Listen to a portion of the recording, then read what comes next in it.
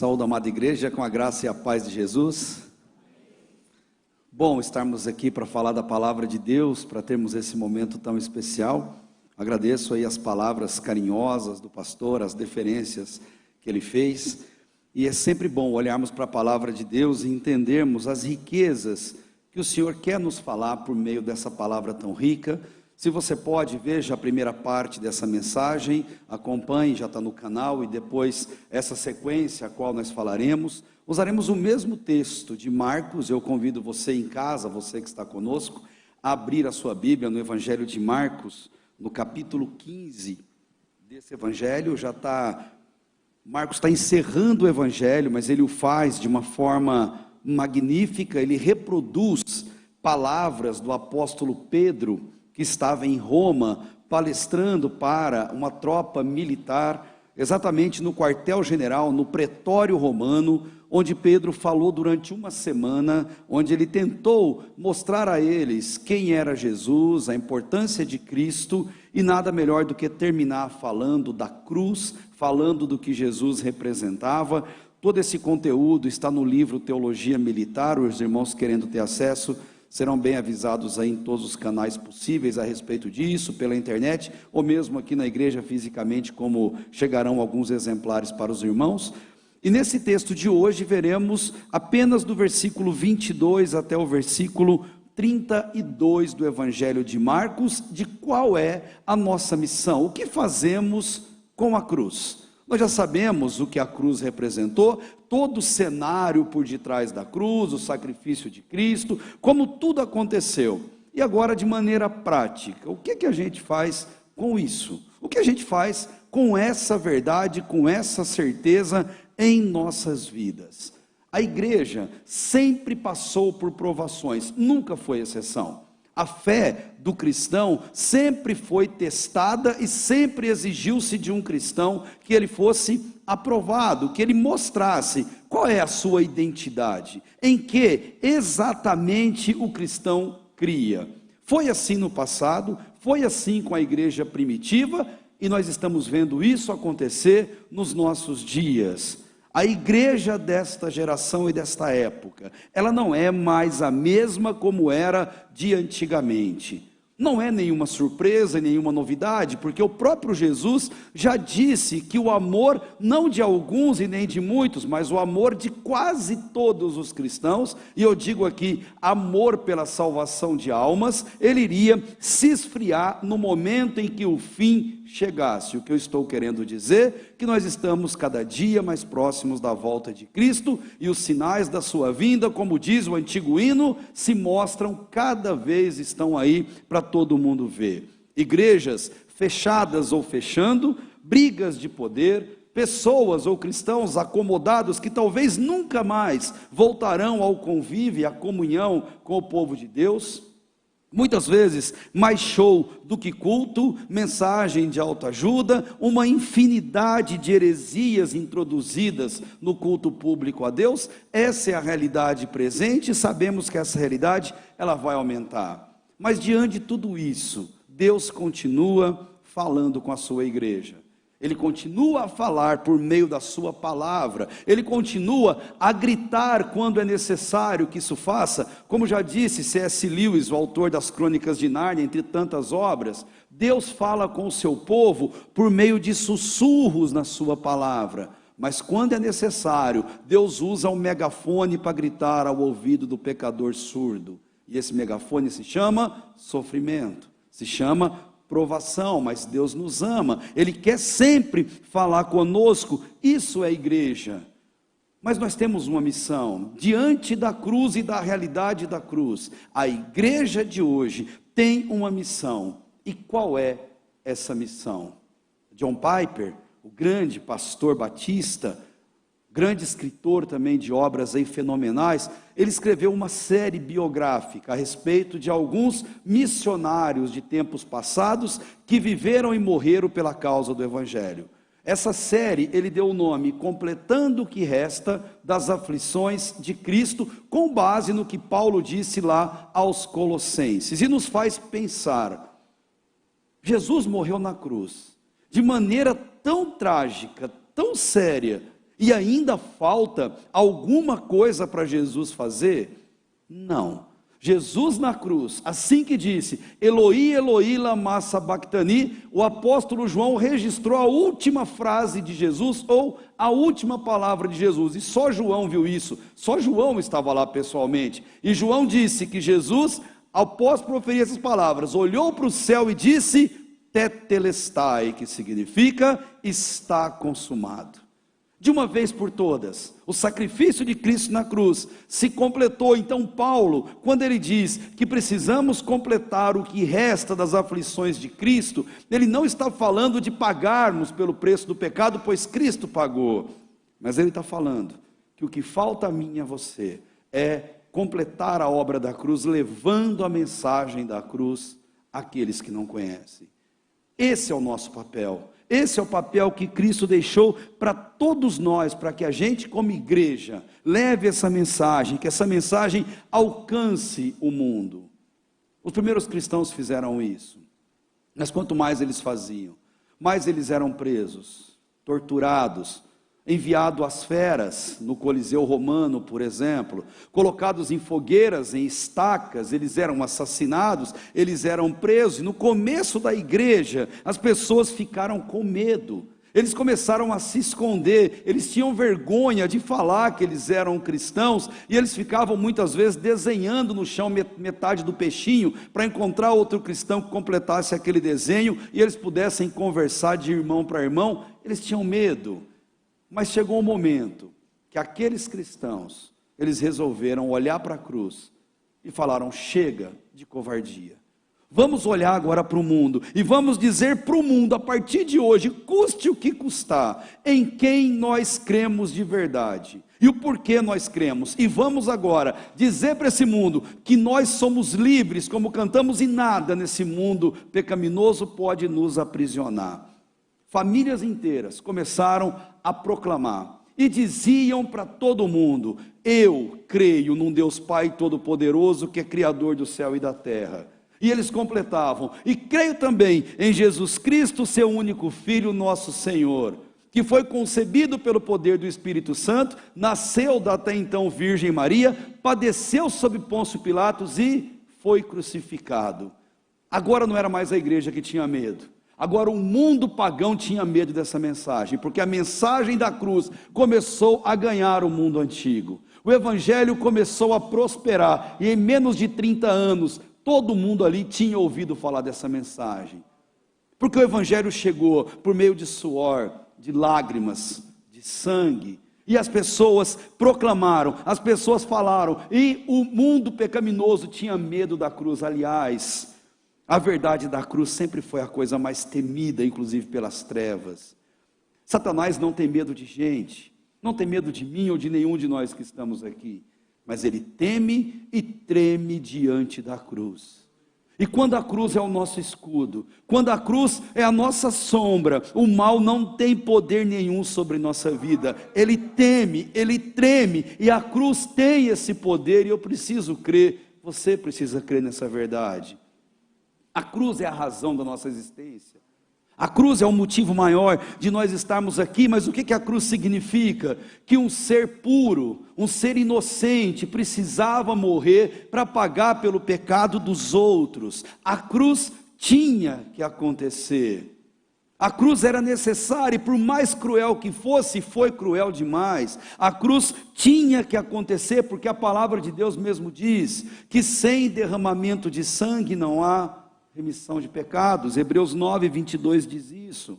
Não era novidade essa informação para os religiosos, não era novidade essa informação para as trevas. Satanás sabia tanto disso, que ele tentou por pelo menos 2 vezes tirar Jesus do seu caminho. Ele intentou desviar Jesus da cruz, primeiro no deserto, e depois ele aguardou a ocasião oportuna, e essa ocasião veio com Pedro, o discípulo mais próximo, mais íntimo de Jesus, mais altivo. E Pedro, tentado em um momento da sua vida, ele tentou tirar Jesus da cruz, desviar Jesus da cruz por conta daquilo. No Antigo Testamento, não sei se os irmãos já pararam para pensar nisso, para se pagar pelo pecado, eles traziam um animal puro, sem defeito, um cordeirinho, uma ovelha, um bichinho bonitinho, mudo, que vem quietinho. E o sacerdote olhava para aquela ovelha, colocava a mão sobre a cabeça daquele bichinho que sequer berrava, ficava caladinho, e ali ele falava em voz alta e publicamente confessando quais eram os pecados que seriam pagos. Pecados dele, pecado de gente, não do animalzinho. E depois de olhar naqueles olhos daquele bichinho inocente, puro, e confessar os nossos pecados, o pecado dele, ele vinha e degolava aquele animal como se morrendo no lugar dele, porque ele é quem deveria morrer e pagar pelo pecado e não o pobre animalzinho. A forma de derramar sangue sempre foi cruel, sempre foi dolorosa. O sumo suplício aplicado pelos romanos a Jesus, ele foi doloroso. Se é doloroso para uma ovelhinha, para um cordeirinho puro, imagina para Jesus, Deus santo, puro, inocente, que veio a esse mundo e foi considerado o pior dos criminosos. Ele foi crucificado no meio de dois infratores, e ali a linguagem militar romana pura. Quando eles queriam mostrar para alguém quem era o pior, se eram dois, colocava o pior do lado direito, para mostrar que aquele que está à direita é o pior. Se eram três, o pior era colocado no meio. É a mesma razão que colocamos a bandeira nacional no meio, entre duas bandeiras inferiores a ela, por exemplo, até hoje. Jesus foi tratado como bandido, foi julgado com base em mentiras, não tinha uma verdade no julgamento de Jesus, foi torturado e humilhado por pelo menos 1 hora, nas mãos de pelo menos 100 soldados romanos, com toda a crueldade e criatividade que esses homens tinham. Foi humilhado, achincalhado, obrigado a levar a parte horizontal da cruz, o patíbulo, que pesava em torno de 40 quilos, Jesus, que já tinha se esvaído em sangue, que não aguentava mais tanta dor, inclusive o corpo enfraquecido, ele teve as suas vestes arrancadas e foi pregado no Gólgota, naquela cruz, com pregos longos, enferrujados e sujos em suas mãos, em seus pés. Com toda certeza, Jesus gemeu, gritou, chorou, desmaiou e voltou à consciência, pois o sofrimento era grande demais, mas por fim, ele foi crucificado, e eu creio nisso. E você? Esse é o credo da igreja, esse é a confissão de fé da igreja, e acima de tudo, ele fez isso por você, ele fez isso por mim. E é mais ou menos como se a cada pecado que conscientemente nós cometemos, nós infligíssemos mais sofrimento em Cristo, ou disséssemos que o sofrimento dele na cruz foi em vão, não serviu de nada, pois continuamos perdidos em nossos delitos, em nossos pecados. Jesus foi à cruz, suportou tudo, toda dor, toda vergonha, todo sofrimento, mas o que eu quero pensar com vocês hoje, ele fez isso e suportou isso até o fim. Ele não parou no meio do caminho, ele não desistiu, porque ele sabia que sem o sacrifício dele na cruz, não haveria cristianismo. Nós não estaríamos hoje confortavelmente sentados nessas cadeiras, ou em nosso lar, se Jesus não tivesse passado por esse sacrifício.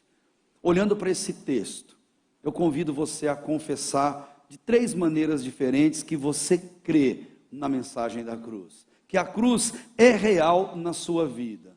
Primeiro, do versículo 22 ao 25, como que você confessa isso?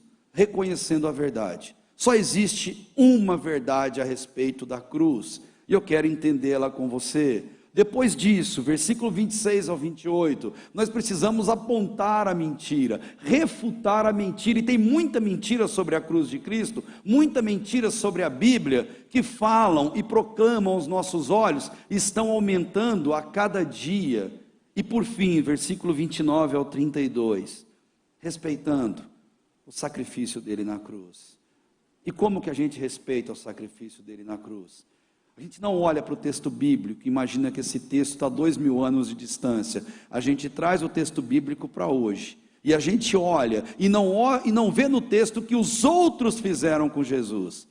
Nós vemos o que nós estamos fazendo com Jesus, como nós estamos tratando Jesus crucificado hoje, na nossa vida, em nossa casa, em nossa igreja ou no nosso trabalho. Nós não temos o direito de viver como se Jesus não tivesse sido crucificado. Não temos o direito também de viver como se não soubéssemos o motivo pelo qual ele foi crucificado, e muito menos quem foram os responsáveis pela crucificação dele. Eu e cada um de você que está me ouvindo. Como nós confessamos então, no versículo 22 ao 25? Primeiro, reconhecendo a verdade. Acompanha comigo na leitura do texto na Bíblia que você tem em mãos. Levaram Jesus ao lugar chamado Gólgota, que quer dizer lugar da caveira, e ofereceram-lhe vinho misturado com mirra, mas ele não tomou. Então o crucificaram e repartiram entre si suas roupas, tirando sorte sobre elas para ver o que cada um levaria. Era a hora terceira quando o crucificaram, era 9 horas da manhã. Existe uma grande verdade por detrás da cruz.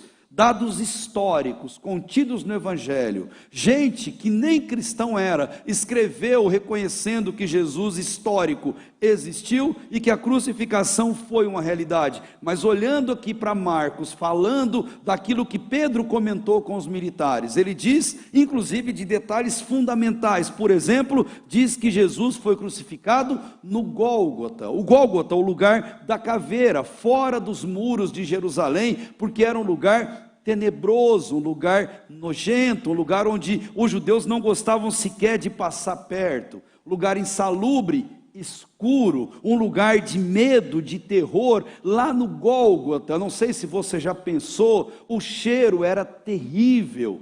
Gente morta cheira de maneira cruel, terrível, principalmente muita gente morta ao mesmo tempo. Naquela época, os romanos chegavam a condenar e matar centenas de pessoas no mesmo dia. Num dia fraco, eram dezenas de pessoas que eram mortas por crucificação. Os corpos eram jogados como se fosse um lixão, e ali o cheiro era fétido, podre, terrível. Aquilo marcava as pessoas. Animais considerados imundos pelos judeus transitavam ali, comiam restos das pessoas, como porcos, cães, aves de rapina. Era um lugar cruel, um lugar terrível, digno de filme de terror. Havia uma espécie de uma fornalha com uma fogueira acesa 24 horas por dia, naquela época, para queimar os cadáveres, uma forma de limpeza sanitária, de higiene, mas não dava conta devido à quantidade de gente que era morta, condenada e jogada ali naquele lugar. Num passado recente, aquela mesma fornalha foi usada pelo povo de Deus para pais sacrificarem filhos a demônios, a Moloque, por exemplo, como foi o caso de um rei, Manassés, do povo de Deus, e outros que praticaram essas práticas. Versículo 23 diz que tentaram aliviar o sofrimento de Jesus, oferecendo para ele um anestésico, vinho misturado com mirra. Era comum o exército romano usar esse anestésico para suportar as dores dos ferimentos de batalha que eles tinham, que eram muito comuns. Ofereceram para Jesus, para que Jesus aliviasse o seu sofrimento, fugisse da sua missão, mas Jesus não aceitou, porque Jesus sabia que aquilo era para ele, aquele momento era dele, que ele precisava passar por aquilo.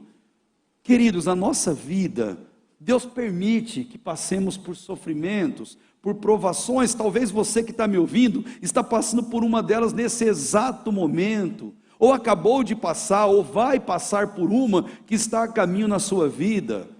E deixe-me dizer uma coisa: Jesus, diante da provação que era para ele não aliviou, ele não correu para as bebidas, se embriagar e ficar dentro de bares pelas madrugadas afora.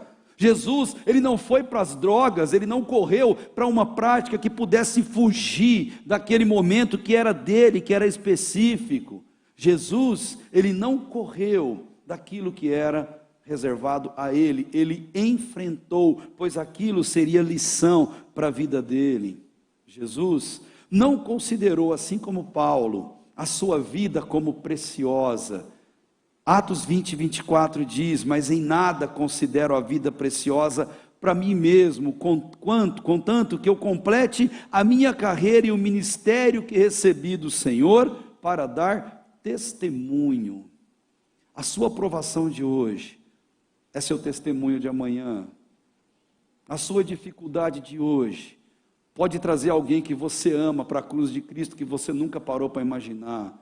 Queridos, não são nossas qualidades que nos unem como corpo de Cristo, não são nossas qualidades que trazem pessoas para a cruz. Muitas e muitas vezes serão as nossas dificuldades, as nossas fraquezas, o confessar o quanto nós somos falíveis, mas servimos e amamos a um Deus que é perfeito, puro, santo e poderoso.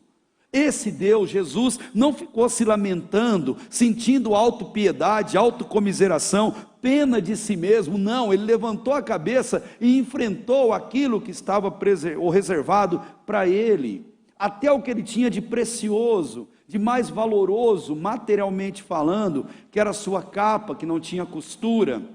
O versículo 24 vai mostrar que crucificaram e repartiram entre si as suas roupas. Eles tiraram sortes entre os 4 soldados para ver qual deles ficaria com a roupa, já que era um direito ao espólio dado a qualquer militar que estava ali diante.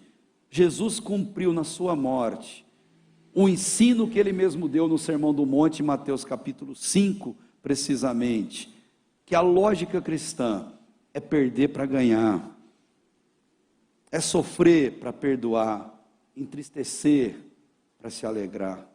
Jesus perdeu o que tinha de material para ganhar o que até então não tinha de espiritual, que são almas para o seu reino. O sofrimento de Cristo na cruz trouxe pessoas, nesses 2000 anos, a se arrepender, colocar o joelho no chão e clamar pela misericórdia dele. Eu estou vendo várias aqui, e sei de várias que estão nos assistindo. Jesus perdeu o que tinha, para ganhar o que não tinha, como a mim e a você, para a obra do reino dele. Mas e você? Como fica a sua fé quando você perde?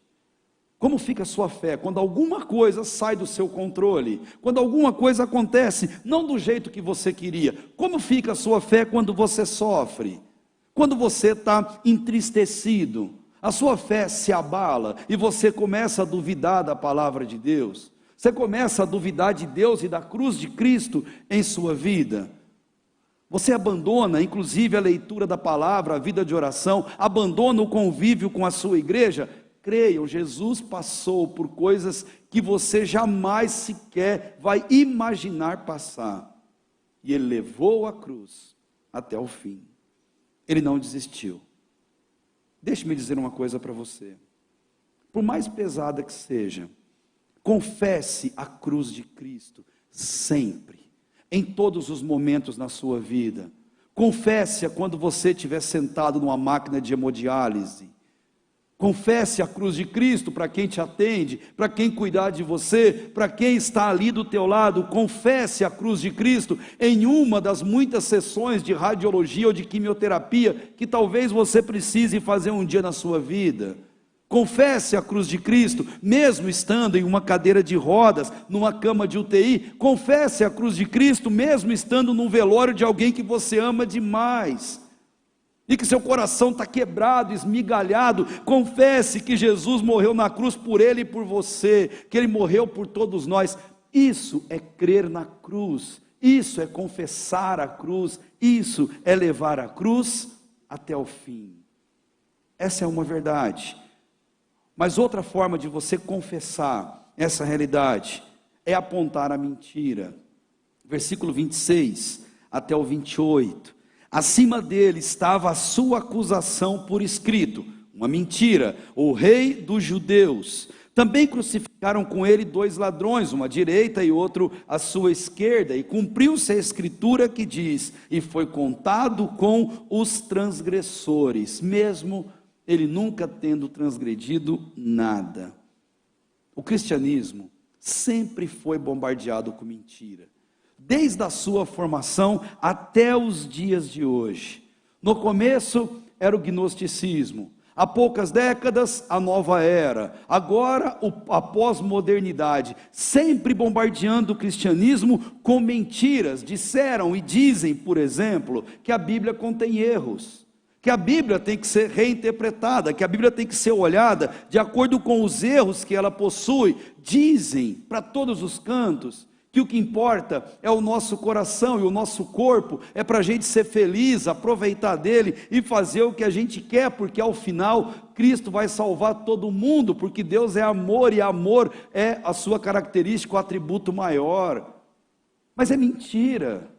Não é verdade isso, e ser cristão, viver a cruz, é apontar essa mentira, é dizer para as pessoas que sem santidade ninguém verá o Senhor. Hebreus 12, 14, conversão é o caminho para o céu, santificação é a certeza que eu estou no caminho certo, que ao final eu vou para a glória com Cristo.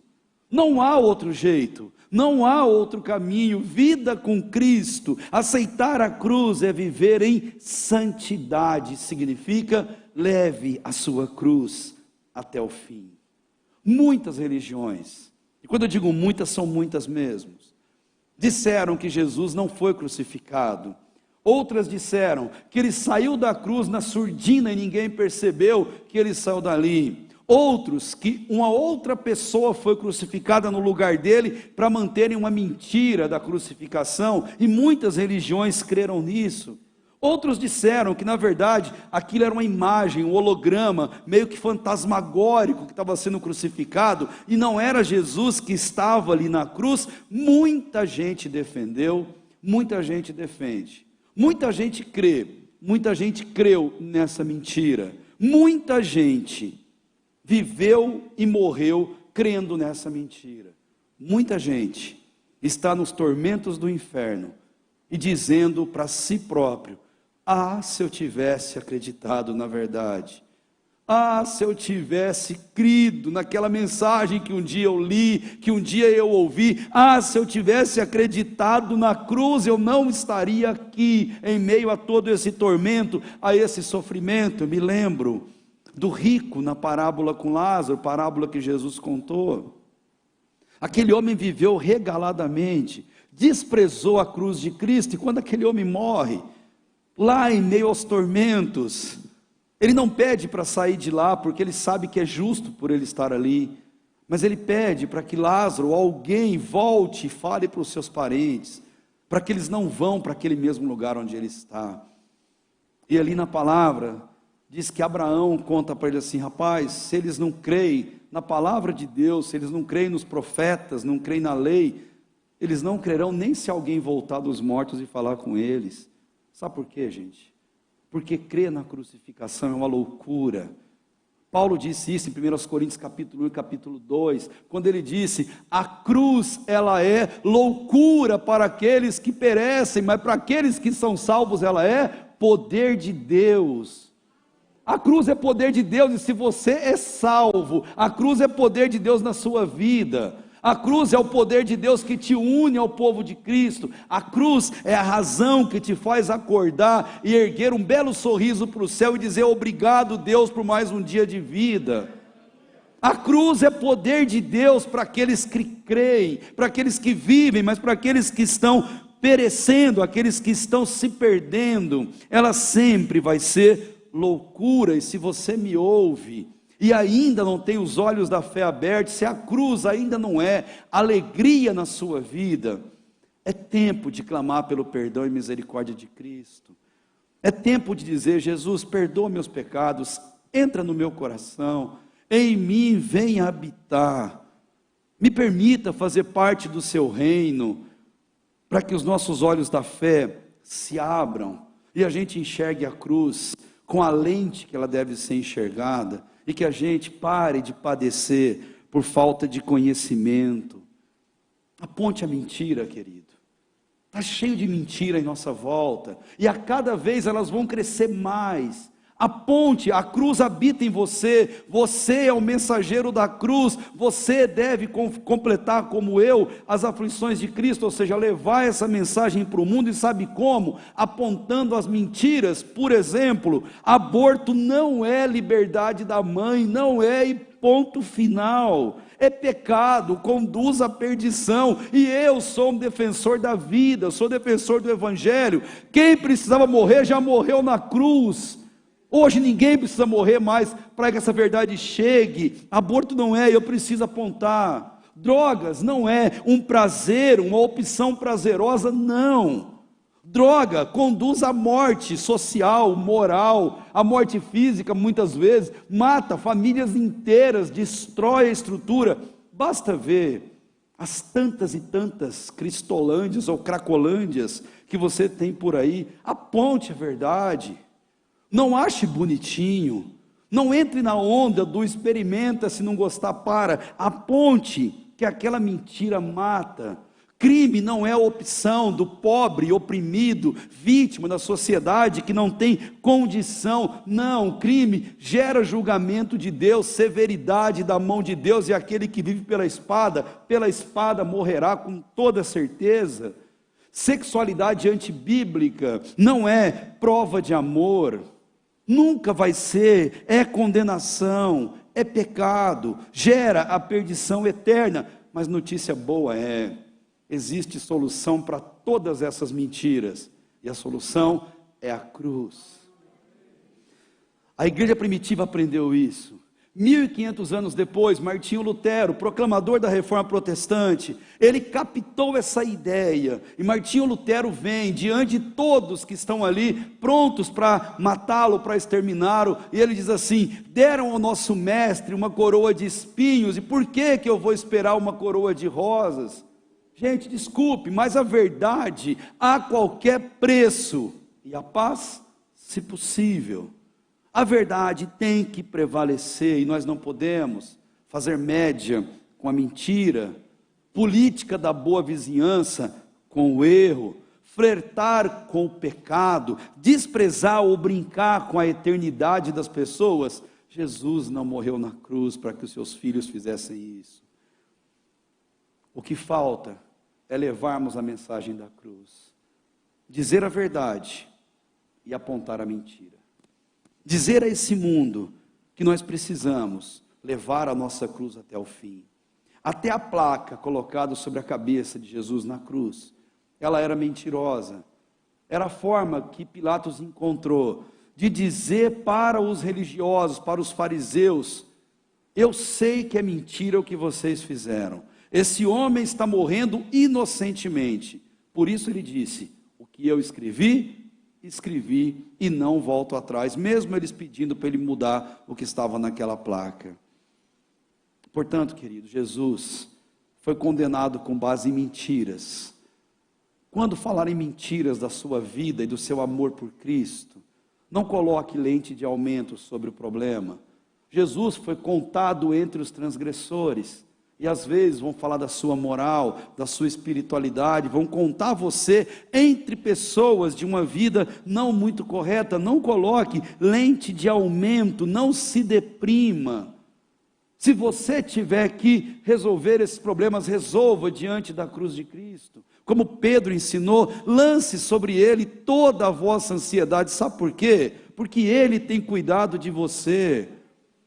É nele que você tem que colocar todas as suas questões, as suas dificuldades, porque ele prometeu em Mateus 28, ele estará conosco todos os dias até a consumação dos séculos, até a sua volta. E eu preciso crer nisso, confiar nisso. É mentira que nós nascemos para sermos felizes a qualquer custo, acima de qualquer pessoa. Não é verdade isso. E a mesma sentença que tinha sobre Jesus, que era a provação máxima, nós também temos uma sentença de provação sobre a nossa vida. Não é gostoso ler isso, e também não é gostoso saber disso, mas a cruz não é gostosa, a cruz não é doce, a cruz dói. E a verdade do Evangelho, Tiago, no capítulo 1, versículo 2 a 4, ele diz: meus irmãos, tende grande gozo, não se, mas quando passardes por várias provações. Não se, mas quando? Sabendo que a prova da vossa fé opera paciência. Tenha, porém, a paciência sua obra perfeita, para que vocês sejam perfeitos e completos, sem faltar coisa nenhuma. E mais, Paulo em Romanos 5, 3 a 5, ele diz: não somente isso, mas também nos gloriamos nas tribulações, sabendo que a tribulação produz a paciência. Quem não precisa de paciência? Que bom se vendesse em farmácia, em cápsula, ou se aplicasse em forma de vacina. Mas a gente aprende paciência, sabe como? Pelas provas, pelas tribulações. E qual de nós não precisa disso? Então ele diz, sabendo que a tribulação produz paciência, a paciência experiência, e a experiência esperança. Esperança de que esse ano será melhor, esperança de que nós não vamos adoecer, esperança que aquela pessoa que nós amamos vai se converter ao Evangelho e entregar a vida para Cristo, esperança que as coisas serão melhores. O cristão vive de esperança. Esperança alimenta nosso coração. E sabe como nós aprendemos isso? Pelas provações. Jesus levou a sua cruz até o fim. Esse é o meu e é o seu desafio também. Jesus foi até o extremo, mas ele levou o seu sacrifício até o fim. Ele não fugiu, ele não se acovardou, mas ele pagou o alto preço até as últimas consequências. Versículo 29 ao 32, o último ponto. Nós confessamos que amamos a cruz quando respeitamos o sacrifício de Jesus. Versículo 29 ao 32 encerra essa nossa mensagem dizendo: e os que passavam o insultavam, balançavam a cabeça e diziam: ah, tu que destróis o santuário, em 3 dias o reedificas, salva-te a ti mesmo descendo da cruz. De igual modo, os principais sacerdotes com os escribas, zombando dele, diziam entre si: salvou os outros, mas não consegue salvar a si mesmo. Desça agora da cruz o Cristo, o Rei de Israel, para que vejamos e creiamos. E os que com ele foram crucificados também zombavam. Interessante que em meio ao sofrimento e à dor de Cristo, eles zombavam, balançavam a cabeça, faziam caras e bocas de desprezo por aquilo que Jesus havia passado na cruz, o inocente pagando pelos pecadores. Isso eles fizeram. E nós, 2000 anos depois, como nós respeitamos a cruz de Cristo? Primeiro, não tentando a Deus. Tentar a Deus é não confiar nos propósitos de Deus. Tentar a Deus é não confiar e viver com toda a palavra boa que procede da boca de Deus. Tentar a Deus é amar as bênçãos de Deus, mas não amar o Deus das bênçãos. Tentar a Deus é amar Jesus pelo que Ele dá, não pelo que Ele é, pelo que Ele faz, não pelo que Ele representa em nossa vida. E nós não podemos agir dessa maneira. Uma vida santa tem que respeitar e valorizar o sacrifício de Cristo na cruz. Eles, aqui no texto mostra que eles blasfemavam da cruz de Cristo, e podemos blasfemar hoje em dia também, quando nós duvidamos do sacrifício de Cristo, e quando nós vivemos uma vida pecaminosa, diante de pessoas que sabem que somos cristãos. Quando damos mau testemunho, mau exemplo, é como se estivéssemos publicamente escarnecendo de Cristo na cruz. Quando alguém olha para a gente, balança a cabeça dizendo: como pode ser cristão uma pessoa dessa? Olha o que faz, olha a desonestidade, olha o comportamento, olha o que fala, olha como vive. Nós não podemos entristecer o Espírito Santo de Deus. O Espírito Santo olha quando a gente faz isso, e ele sim balança a cabeça e diz: não poderia ser assim, não deveria ser assim. Eles insultaram Jesus. Nós também podemos insultar Jesus quando nós achamos que Ele é um escravo ao nosso favor, quando nós achamos que podemos determinar a Ele o que Ele tem que fazer ou deixar de fazer, quando nós achamos que Jesus está a nosso dispor, quando achamos que Jesus é uma gôndola de um grande supermercado em que eu vou e pago pelas bênçãos que eu vou pegando naquela gôndola. Isso é insultar Jesus, porque Jesus, Ele não foi crucificado para dar tudo para nós, Ele foi crucificado para ser tudo para nós. Ele não foi crucificado para te dar nada, Ele foi crucificado para ser seu tudo. E se Ele for o nosso tudo, todas as coisas serão acrescentadas. É consequência natural da cruz, é consequência natural do sangue de Cristo em nossa vida. Não duvide de Jesus, Não viva como um descrente. Olhe para trás e veja quantas e quantas vezes Jesus realizou maravilhas na sua vida. Faça uma retrospectiva. Veja quantas bênçãos Jesus derramou sobre você, quantos livramentos, quantas maneiras maravilhosas, quantas vezes Ele te perdoou, quantas vezes Ele deu o céu de presente para você, e Ele fez isso de uma vez por todas, quando disse na cruz: está consumado. Experimente pegar um papel um dia, sozinho na sua casa, e comece a escrever nesse papel as vezes que Deus te abençoou. Experimente fazer isso. E eu duvido, eu sempre digo isso, que você lá pela metade do papel não vai começar a lavar aquele papel com as suas lágrimas. Eu duvido que você não vai parar de escrever e vai dizer: glória a Deus, como o Senhor é bom. Apesar de mim, o Senhor é bom demais. Olha o quanto o Senhor já fez na minha vida. Jesus foi para a cruz por mim e por você. Jesus espera que nós levemos a cruz até o fim. Leve a mensagem da cruz na sua vizinhança. Leve essa mensagem nos lugares mais distantes que você puder levar. Quando você estiver sorrindo ou chorando, fale da cruz. Quando estiver com dor ou aliviado, com confiança, com vergonha, fale da cruz. Faça como aquela igreja primitiva que saiu do esconderijo, gritou para o mundo: nós cremos em Jesus Cristo, que padeceu sobre o poder de Pôncio Pilatos, foi morto, crucificado e sepultado, mas, e glória a Deus por isso, ressuscitou dos mortos ao terceiro dia, subiu aos céus, está sentado à direita de Deus Pai Todo-Poderoso, donde há de vir a julgar os vivos e os mortos e nos buscar para morar com Ele na glória. Aleluia. Leve essa mensagem, fale da cruz, viva a cruz, cante a cruz não com seus lábios, mas com seu coração. Reflita sobre a cruz, e onde você vê uma cruz, seja num pingente, seja numa construção, em qualquer lugar, pense no que a cruz significa. Reflita se a sua vida reflete a cruz de Cristo. Aceite essa verdade, negue toda forma de mentira, combata toda forma de mentira que tiver diante de você. Jesus, Ele foi pregado na cruz para trazer salvação, e o que resta a mim e a você é sermos setas que apontem para a cruz, sermos setas que apontem para as pessoas onde alcançar a mesma salvação que um dia nós também fomos coroados por ela. Aponte o pecado, mas não esqueça de perdoar o pecado e o pecador. Não esqueça de apontar para as pessoas o caminho para se libertar de uma vez por todas.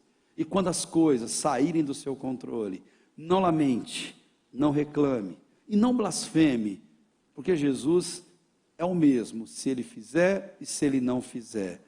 Se a porta abrir ou se fechar, Ele continua o mesmo, como diz a música. Não importa o que nós esperamos que Ele faça, importa quem Ele é, porque nós o adoramos pelo que Ele é, não pelo que Ele faz. E eu termino dizendo a você: leve a sua cruz até o fim, pois Paulo fez isso. E sua última palavra a Timóteo, seu filho na fé, na segunda carta, no versículo 4:8, ele diz para Timóteo: Timóteo, meu filho, fica tranquilo, porque desde agora a coroa da justiça me está guardada, a qual o Senhor, justo juiz, me dará. Timóteo, eu já vou trocar a minha cruz pela minha coroa. E quando ele foi condenado, 8 dias se passaram até ele ter a cabeça cortada por um soldado romano. E Apocalipse capítulo 2 diz a gente definitivamente como fazer, e diz: ser fiel até a morte. E esse até a morte não é até morrer, é mesmo diante da morte. Ser fiel mesmo diante da morte. E sabe o que eu farei? Dar-te-ei a coroa da vida. Leve a sua cruz até o fim. E que Deus abençoe a sua vida, a sua família. E que vocês, igreja querida, pastor querido, vivam na sombra da cruz e a cruz faça-se real a cada passo na sua vida. Feche teus olhos, baixe tua cabeça. Vamos orar ao nosso Deus. em gratidão pela cruz, em gratidão pelo que Deus é e representa em nossa vida. A você que ora conosco, que está aqui ou que está em seu lar, se você entendeu essa mensagem, se o Espírito Santo está abrindo seus olhos espirituais, e se Ele te incomoda, te confronta, se Ele te convence da justiça, do pecado e do juízo, não vá embora, não termine essa noite sem confessar-se diante de Deus, sem confessar ao Jesus morto na cruz que você é pecador, mas que você precisa da graça dele. Jesus, me aceita como um filho seu. Eu quero, Senhor, viver em santidade. Eu quero, Deus, viver na glória com o Senhor quando o Senhor me buscar. Que a verdade da cruz falou ao seu coração. Saia daqui hoje motivado a levar essa verdade, essa mensagem às pessoas lá fora. O mundo está caminhando a passos largos para a perdição e para o inferno. Mas Jesus quer que nós sejamos seus emissários que levem essa verdade. E eu te agradeço, Deus, por esse privilégio tão grande. Primeiro, Deus, pelo privilégio de ter sido alcançado pelo teu sangue derramado na cruz, assim como tantos que comigo oram nesse momento.